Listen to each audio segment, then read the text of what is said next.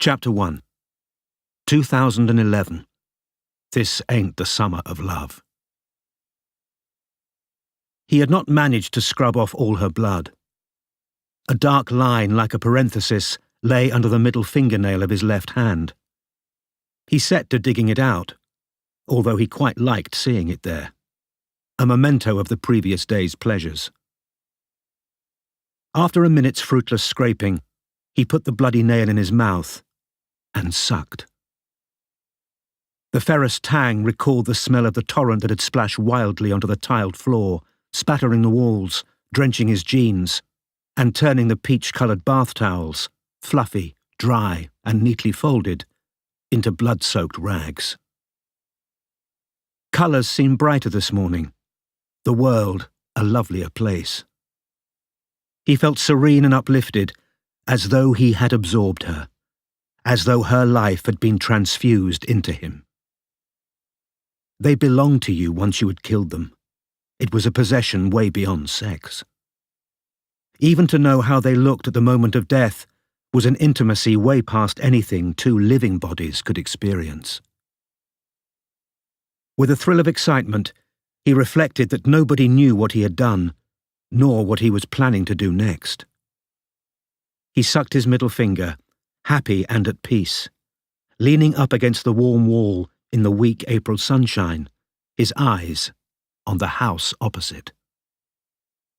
It was not a smart house. Ordinary. A nicer place to live, admittedly, than the tiny flat where yesterday's blood-stiffened clothing lay in black bin bags, awaiting incineration, and where his knives lay gleaming, washed clean with bleach, rammed up behind the U-bend under the kitchen sink. This house had a small front garden, black railings, and a lawn in need of mowing. Two white front doors had been crammed together side by side, showing that the three-story building had been converted into upper and lower flats. A girl called Robin Ellacott lived on the ground floor. Though he had made it his business to find out her real name, inside his own head, he called her the secretary. He had just seen her pass in front of the bow window, easily recognizable because of her bright hair. Watching the secretary was an extra, a pleasurable add-on. He had a few hours to spare, so he had decided to come and look at her. Today was a day of rest, between the glories of yesterday and tomorrow, between the satisfaction of what had been done and the excitement of what would happen next. The right-hand door opened unexpectedly, and the secretary came out, accompanied by a man. Still leaning into the warm wall, he stared along the street with his profile turned towards them, so that he might appear to be waiting for a friend. Neither of them paid him any attention. They walked off up the street side by side. After he had given them a minute's head start, he decided to follow. She was wearing jeans, a light jacket, and flat-heeled boots. Her long wavy hair was slightly ginger now that he saw her in the sunshine. He thought he detected a slight reserve between the couple, who weren't talking to each other. He was good at reading people. He had read and charmed the girl who had died yesterday among the blood-soaked peach towels. Down the long residential street he tracked them, his hands in his pockets, ambling along as though heading for the shops, his sunglasses unremarkable on this brilliant morning.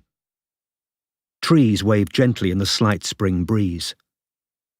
At the end of the street, the pair ahead turned left into a wide, busy thoroughfare lined with offices. Sheet glass windows blazed high above him in the sunlight as they passed the Ealing Council building. Now the secretary's flatmate, or boyfriend, or whatever he was, clean-cut and square-jawed in profile, was talking to her. She returned a short answer and did not smile. Women were so petty, mean, dirty, and small. Sulky bitches, the lot of them, expecting men to keep them happy. Only when they lay dead and empty in front of you did they become purified, mysterious, and even wonderful. They were entirely yours then, unable to argue or struggle or leave, yours to do with whatever you liked.